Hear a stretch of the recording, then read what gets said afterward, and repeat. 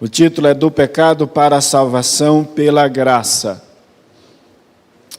Ele vos deu vida, estando vós mortos nos vossos delitos e pecados, nos quais andaste outrora, segundo o curso deste mundo, segundo o príncipe da potestade do ar do Espírito, que agora atua nos filhos da desobediência, entre os quais também todos nós andamos outrora, segundo as inclinações da nossa carne, fazendo a vontade da carne, natureza, filhos da ira, como também os demais. Mas Deus, sendo rico em misericórdia, por causa do grande amor com que nos amou, estando nós mortos em nossos delitos, nos deu vida, juntamente com Cristo. Pela graça sois salvos. E juntamente com Ele, nos ressuscitou e nos fez assentar nos lugares celestiais em Cristo Jesus, para mostrar nos séculos vindouros a suprema riqueza da sua graça e bondade para conosco em Cristo Jesus. Porque pela graça sois salvos mediante a fé, e isto não vem de vós, é dom de Deus, não de obras para que ninguém se glorie, pois somos feitura dele, criados em Cristo Jesus para as boas obras, as quais Deus de antemão preparou para que andássemos nelas. Glória a Deus.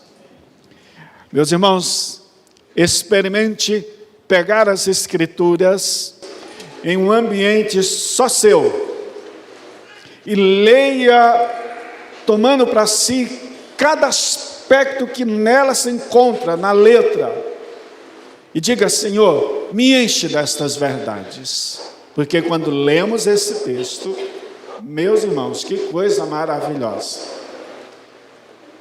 Esse texto nos coloca diante de duas realidades: morte e eternidade. Morte e eternidade. Depois da queda, então, dos nossos pais no jardim do Éden, na história da humanidade, a morte apareceu como sendo seu maior inimigo, e a mesma carregada de um sarcasmo sem tamanho, expôs o homem. Meus irmãos, a morte costuma ser sarcástica, e ela zomba da racionalidade humana. Ela engana, assim como fez com os nossos pais, fez a serpente com os nossos pais no jardim do Éden, lá no capítulo 3, do verso 1 em diante, diz que a serpente, mais sagaz que todos os animais selváticos que o Senhor tinha feito, envolveu-se a mulher em uma conversa perniciosa. Maldade. A morte é tão sarcástica, meus irmãos, que pode atuar de duas formas distintas, por exemplo. Uma é a banalização da própria existência humana. Quando o sujeito se envolve e não dá valor à própria vida, vai se entregando às mazelas deste mundo. A morte também, ela é de um sarcasmo terrível. Por quê? Porque, note, nós estivemos aqui nesta manhã um momento muito difícil. Mas difícil, mais difícil ainda para aqueles que não crêem no Senhor. Porque estávamos em um culto aqui. Então a morte, sorrateiramente, ela age de forma sarcástica. Sabe aquele momento que o sujeito não crê absolutamente nada, ele vive a vida alheia. Aí ele está num luto, está num velório, melhor dizendo. Aí ele chega para um enlutado e diz desse jeito: foi a melhor coisa acontecer. Fulano descansou. Mas desde quando alguém descansa sem ter o Senhor consigo mesmo? Então note, O homem morto, que é o texto que vai falar, a morte, ela usa desse sarcasmo, dessa banalidade da própria vida em si, e eu já falo esta vida em si, aqueles que estão em Cristo. Então isso é muito triste, de que a morte ela está em todos os cenários, para tripudiar. E o nosso maior inimigo é justamente ela que nós venceremos no final de tudo. Quando o Senhor nos toma para si, acabou. Acabou. A morte já não é mais uma ameaça. O pecado entrou no jardim do Éden e gerou a morte. A morte, por sua vez, passou a se apresentar como sendo apenas um momento na vida de cada ser humano.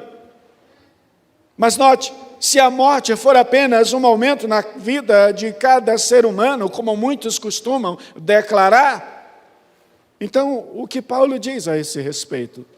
Paulo traz um despertamento que a morte é mais que um momento, porque ele diz lá na sua carta aos Coríntios: onde está, ó morte, o teu aguilhão? O aguilhão da morte é o pecado, o aguilhão da morte é o pecado, e a força do pecado é a lei. Graças a Deus que nos dá a vitória por intermédio de nosso Senhor Jesus Cristo. Por que Paulo faz essa referência? Porque Jesus venceu a morte. Jesus venceu a morte. E Paulo replica isso aqui para que os seus ouvintes ouçam com atenção, de que tudo não acaba na morte. Acaba para aqueles que já estão mortos sem Cristo, mas para aqueles que estão em Cristo, não acaba na morte desta vida aqui. Ou seja, a morte é mais que um momento, uma passagem, mais uma condição, mas sim uma condição deplorável de uma vida sem Deus, ainda mesmo nesta vida, neste contexto. Quando evidenciada pelas ações de um coração e mente afundada no pecado. Esta é a morte. Porque Paulo está falando de uma morte que não tem a medicina, não tem meios nesta vida pelo homem que possa o livrar. Nada. Paulo não está falando desta morte transitória aqui. Paulo está falando de uma morte que teve início lá no jardim do Éden, pois quando o pecado entrou no coração dos nossos pais, eles não conseguiram mais ver a beleza do jardim, eles só olhavam para fora. E aí a morte se apresenta, tentando amenizar, tentando dar às vezes uma cara bonita para si. Mas ela é feia, acredite. Ela é muito feia. Só é possível ver beleza e passarmos, vencermos mediante a beleza do próprio Cristo. E ela é tão feia que a cena da cruz é uma cena de terror. Alguém que morresse na cruz experimentava um flagelo terrível. Assim sendo, o que o Senhor, meus irmãos, quer nos ensinar por meio deste texto, senão de que devemos agarrar-nos à vida em Cristo, porque nosso estado anterior era de real perdição, do qual ele chama de morte. Éramos mortos, em outras palavras, mortos vivos. Então, acompanhando o tema do nosso sermão, da série de sermão deste mês, ou seja, as insondáveis riquezas em Cristo, eu quero dar um acréscimo aqui como segundo tópico, as insondáveis riquezas em Cristo, da morte para a vida. As insondáveis riquezas de Cristo, da morte para a vida. E o que nós apresentamos, o que nós aprendemos nesse texto, a primeira lição que nós tiramos desse texto, é de que a morte é uma condição deplorável do ser humano. Em todos os seus aspectos. o seu aspecto territorial, o seu aspecto temporal, do nosso tempo, quanto do seu aspecto espiritual. A morte é uma condição deplorável. A nossa condição era de mortos-vivos, é isso que Paulo está dizendo. O apóstolo Paulo começa o verso 1 com uma afirmação, o capítulo 1 com uma afirmação, da qual não somente evidencia a condição deplorável na qual seus ouvintes foram tirados, mas também para tornar evidente o potencial da graça pela qual eles foram alcançados. Por isso, ele começa dizendo: Ele vos deu vida, estando vós mortos nos vossos delitos e pecados. Por isso, Paulo antecede esse capítulo, orando para que os olhos de seus leitores fossem iluminados pelo Espírito Santo, para que assim as implicações do chamado de Deus e a incomparável grandeza de seu poder fossem reconhecidas pelos seus ouvintes. Lá no capítulo 1, o qual o reverendo Zedequias pregou no domingo passado. Paulo deseja que seus ouvintes, agora que foram ressuscitados com Cristo, vivam como tal. E para que essa exortação, meus irmãos, ficasse bem clara, e que os ouvintes de Paulo, os Efésios, assim como nós, pudéssemos atentar para a grandeza da graça de Deus, ele traz aqui algumas implicações. Paulo então passa a fazer uma dissertação do que é a morte espiritual. Nós sabemos o que é a morte física.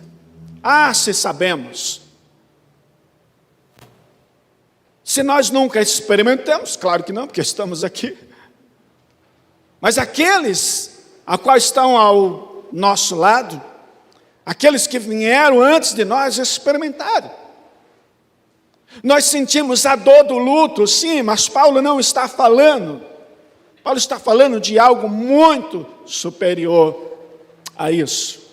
A morte espiritual é uma vida entregue a toda sorte de desejos carnais, de tal modo que é capaz de desconfigurar o homem como sendo imagem e semelhança de Deus. Então, Paulo pinta um quadro da natureza caída na qual se deu no jardim do Éden, do qual ele chama em sua carta aos Romanos de degradação total, lá no capítulo 3 em diante, porque todos pecaram e destituídos estão da glória de Deus.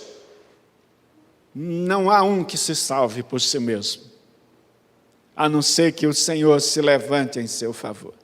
E neste quadro, Paulo pinta algumas condições em que um morto espiritualmente se encontra. Um morto espiritual se encontra. E a primeira condição desse morto, desses mortos, é de que eles não reagem. Mortos se mostram alheios à vida com Deus, eles não desejam Deus, e isso pode ser visto no curso de vossas vidas.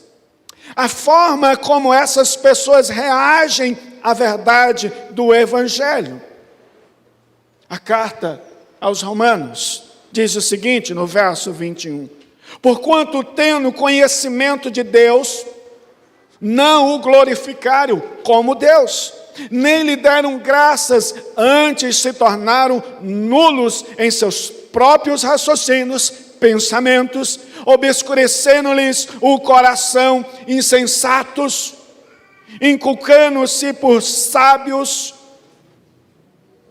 tornaram-se loucos. Só aqui nós já temos um grande diagnóstico do que a morte é capaz de fazer, a morte espiritual. E às vezes nós queremos entender por que algumas pessoas são tão insensatas na sua forma de se relacionar uns com os outros na questão prática. Porque, na verdade, esses que não exalam o bom perfume de Cristo estão mortos. Então Paulo deixa isso claro.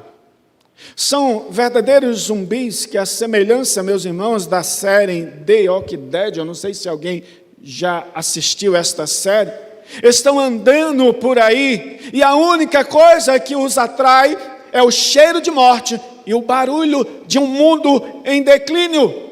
Eles estão perdidos, caminham para um lado, caminham para o outro, tentam buscar vida em religião, tentam buscar vida na questão social, tentam buscar vida no dinheiro, tentam buscar vida em todas as áreas, em todas as instâncias, como que isso fosse possível, pois a vida só está em Cristo. São zumbis, mortos espirituais. The Walking Dead é uma série, meus irmãos, de televisão, creio que conhecido de alguns, extremamente dramática e pós-apocalíptica. Conta a história em que o mundo foi acometido por um vírus mortal e as pessoas infectadas só têm desejos da morte. Acredite, a queda no jardim do Éden nos fez escravos de um vírus chamado pecado, que tem como pai o diabo, o próprio diabo. Esse vírus afetou a sociedade desde a queda do jardim do Éden.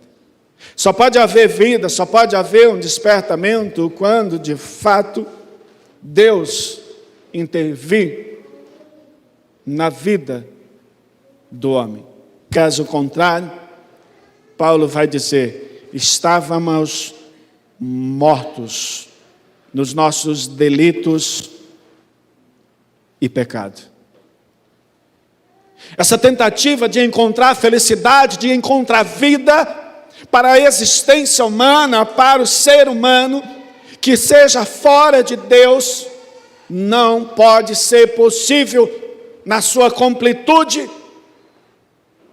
Porque até aqueles homens mais piedosos, mais certos, mais corretos na sua moralidade, eles mesmo assim não são capazes de ter vida se não for pela ação do Espírito Santo, se Deus não colocar fé em vosso coração.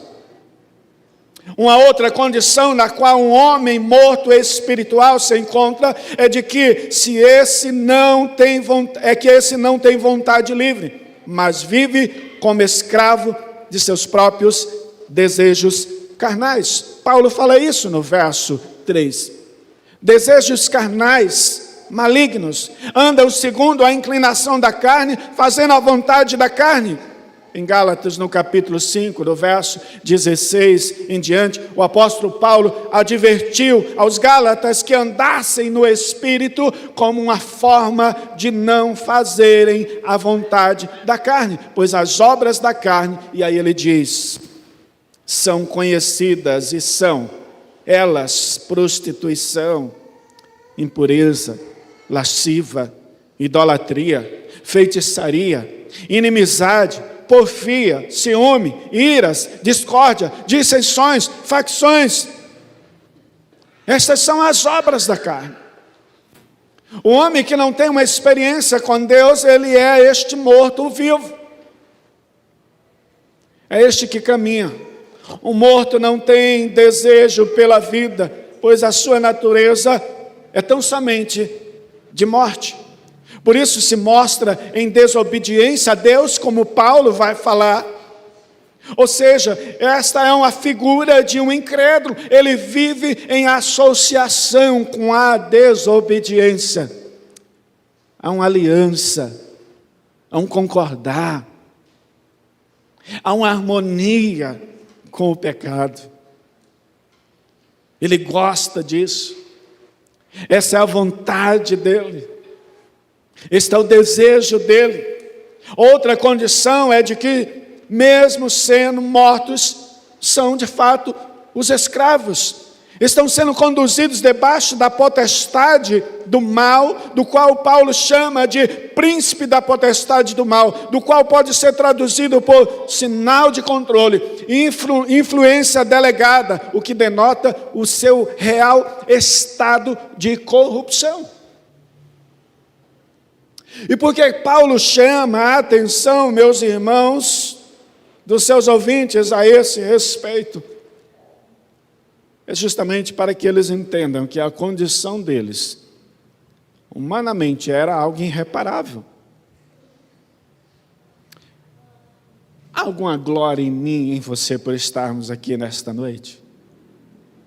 Se não no Senhor. Ele enche o nosso... Meus irmãos, nós somos atraídos pelo louvor, pela palavra. Pega um camarada ateu, coloca aí dentro, ele fica boiando. Ele fica olhando, que sentido tem? Gente boba, sai das vossas casas, podendo estar descansado, amanhã é um dia puxado, podendo estar descansando, podendo estar assistindo o time do coração, sai da sua casa para vir aqui. E eles criticam, são capazes de criticar até a liturgia de culto.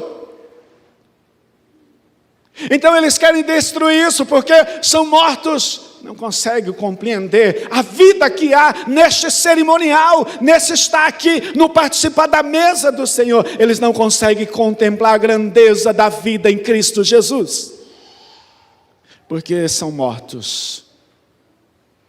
São mortos. São mortos. Eles não conseguem dizer não, pois o único decreto da morte é o de me leve para a destruição, me leve para a sepultura. É aqueles que estão caminhando cada vez mais para um final triste e muito triste. Mas ainda sobre essas condições, nada pode ser mais triste que uma morte debaixo da ira de Deus. São por naturezas filhos da ira. Nada pode ser tão terrível que o estado debaixo da ira do Senhor. O sacrifício de Cristo na cruz foi para aplacar a ira do Deus Pai sobre nós. Éramos por natureza inimigos da cruz, mortos que afrontavam o Deus vivo. Éramos levados por uma natureza degradante, terrível. E é assim que vive o homem ímpio. Ele é insensato, ele é incoerente com a sua própria realidade. Paulo diz que essa condição se dá por um certo tipo de filiação mortal, do qual Jesus confirma dizendo, conforme João 8, vós sois do diabo, que é o vosso pai, e quereis satisfazer-lhes os desejos. É vontade de vocês, é assim que Paulo está dizendo, fazer a vontade, vocês têm prazer nisso, porque vocês estão mortos, acorrentados, aprisionados. Estão de fato como zumbis, caminhando para o pior. Vós sois do diabo. Esta parece ser uma afirmação bastante ofensiva no nosso tempo. Chega para um homem que não crê em Deus e diz desse jeito, você é filho do diabo. Claro que você não pode fazer isso. Mas a verdade é que esteja você falando esta verdade ou não, isso não muda. Porque os seus ouvidos, o seu coração, não corresponde a não ser que o Senhor faça isso. Paulo diz que essa condição se dá justamente por esta afiliação. Vós sois do diabo, que é o vosso pai, e quereis satisfazer os desejos. Ele foi homicida desde o princípio e jamais se firmou na verdade, porque nele não há verdade. Quando ele profere mentira, fala do que lhe é próprio, porque é mentiroso e pai da mentira. Note, enquanto morto, a nossa filiação era com o diabo. Éramos escravos, vivíamos em uma espécie de cativeiro livre, pois estávamos cegos e de lá não desejávamos sair. Esse estado é mais que aquela síndrome conhecida, síndrome de Estocolmo, mas é o apego que tínhamos pelo nosso pecado. Amávamos a vida em cativeiro, amávamos o nosso algoz. Paulo quer deixar isso claro, que a nossa condição era uma condição irreparável, se não fosse o Senhor vir ao nosso favor. Como que é possível então sair de uma condição tão deplorável que essa? Já que estamos livres, o que isso deve nos despertar, nós cristãos? E para aqueles que ainda não foram tocados por esta graça, o que fazer? Como reagir? Em segundo lugar, meus irmãos, Paulo nos chama a atenção, e agora ele passa a falar que tudo isso só pode ser possível mediante o agir poderoso da graça de Deus. O agir poderoso da graça de Deus. Em algum momento da nossa vida, é comum que vez ou outra nós nos sentimos fracos, mesmo conhecendo esta graça. Alguém outro dia chegou para mim, cheios de incertezas. E a minha palavra para essa pessoa foi: só o fato de você chegar até mim e dizer que isso está te incomodando, acredite, isso já é Deus agindo no vosso coração. Porque uma consciência que nos leva a pensar na eternidade é Deus. É Deus.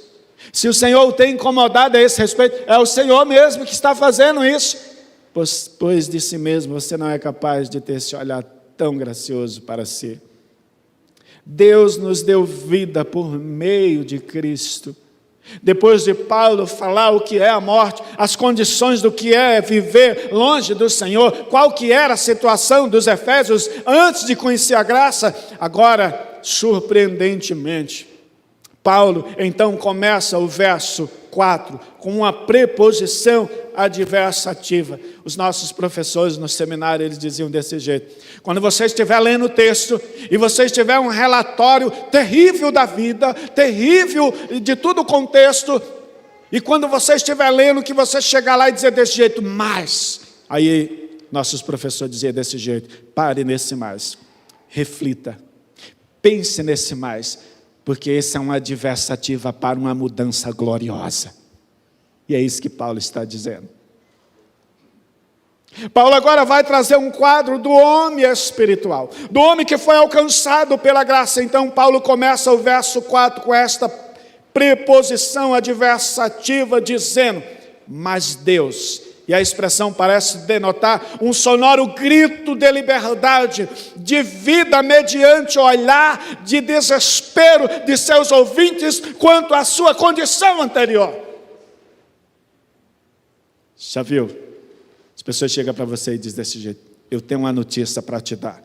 Aí você fica, aí a pessoa começa a trazer toda uma situação.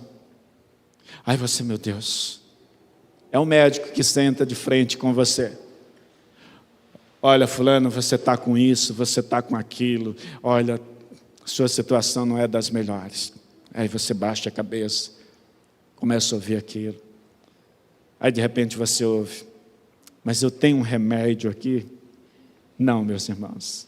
O que Paulo está oferecendo é melhor que isso. O que Paulo está oferecendo, está mostrando, é que isso já aconteceu na vida dos efésios. Deus vos salvou da destruição na qual vocês se encontravam.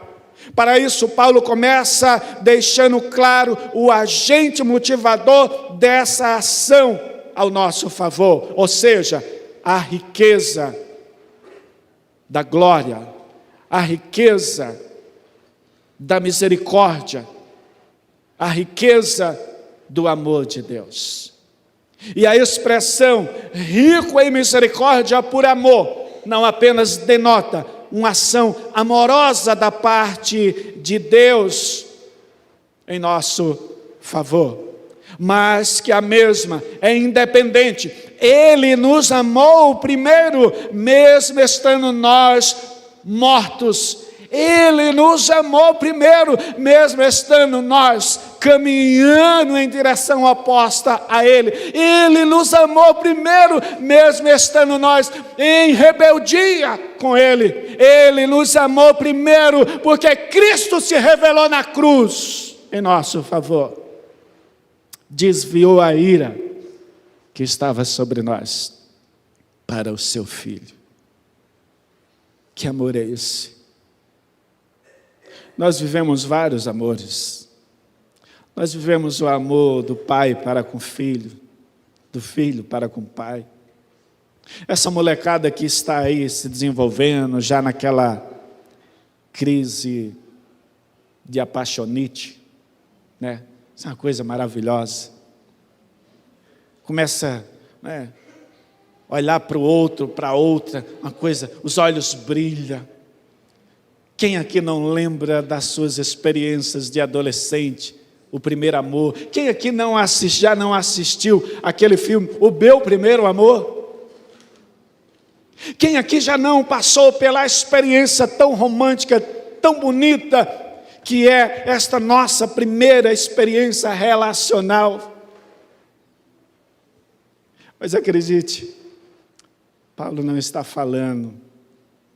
Isso é muito pequeno comparado ao amor de Deus, ao que Ele fez por mim e por você. Essas são as riquezas, as insondáveis riquezas do amor de Deus para conosco. Porque a Bíblia diz que todos os dias somos entregues à morte, mas Ele tem cuidado de nós.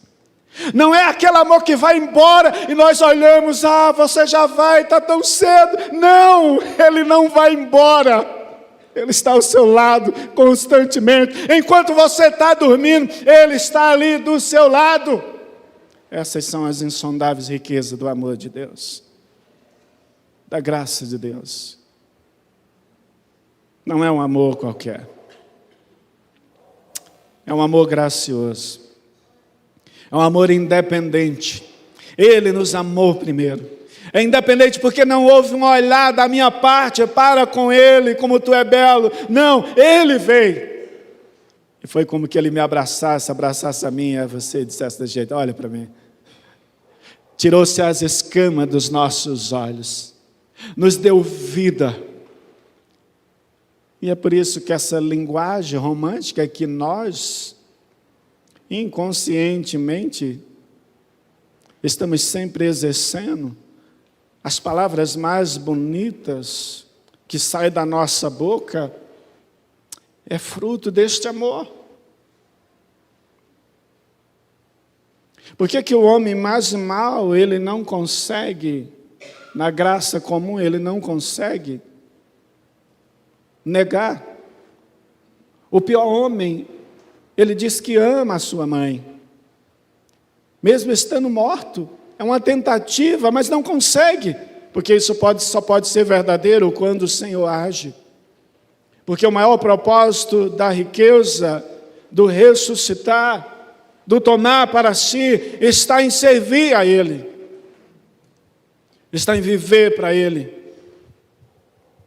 Já a riqueza da qual ele fala está em oposição ao que é a vida longe de Deus. A morte é mais que uma vida infeliz, é uma vida de destruição. É uma vida de caminho para o pior. E é por isso que Paulo, como que um brado, ele diz desse jeito: mas o Senhor rico em misericórdia vos chamou. Se a nossa esperança em Cristo se limita apenas a esta vida, Paulo vai dizer em Coríntios, capítulo 15, 1 Coríntios, somos mais infelizes de todos os homens. porque isso é vida espiritual. O Senhor nos tirou da morte para a vida.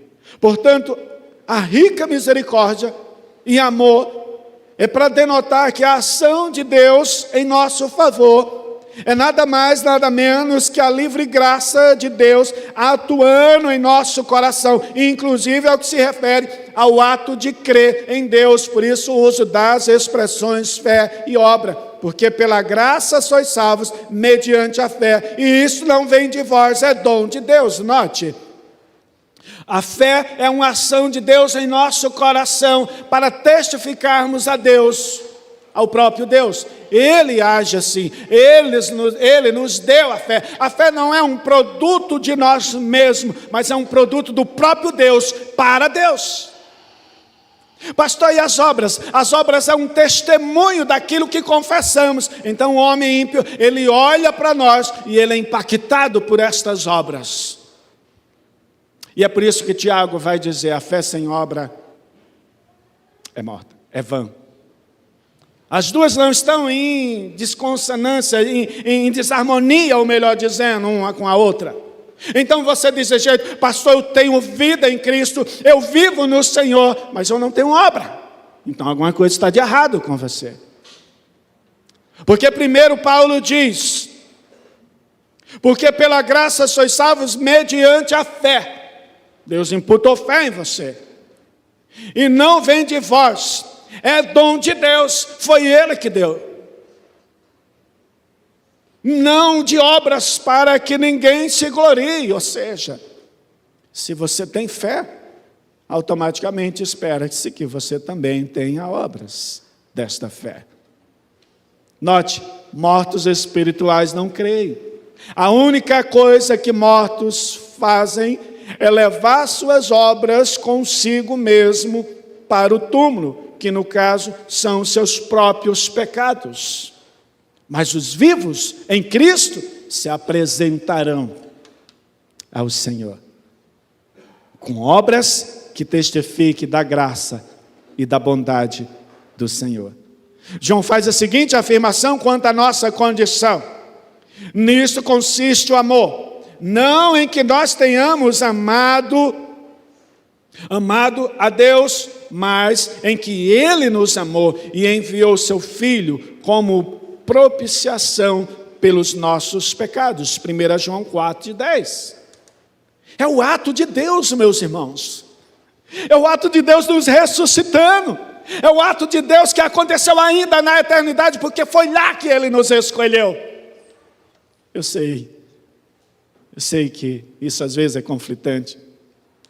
Eu me lembro uma vez que eu estive na casa de uma família, e eu não esqueço disso, em que um membro dessa família, chegando-se para o evangelho, alguém levantou: pastor, o que eu faço? A minha mãe é uma idólatra, a minha mãe é isso, a minha mãe não conhece a palavra, o que eu faço? E a minha palavra para ele foi: você só tem que orar e pedir a misericórdia do Senhor, e crer, porque se essa misericórdia te alcançou, ela tem poder para alcançar a tua mãe.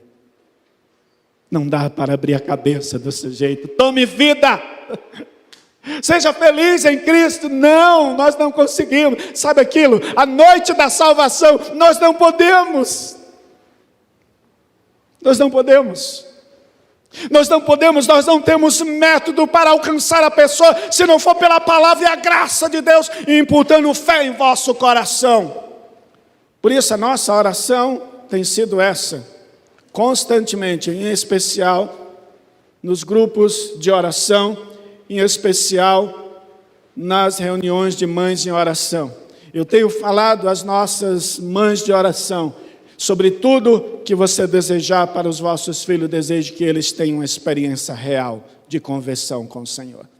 Peça, clame a misericórdia do Senhor. Deus, o Senhor me ressuscitou. Ressuscita esse miserável dessa condição tão deplorável. E Deus pode fazer isso. Deus pode fazer isso.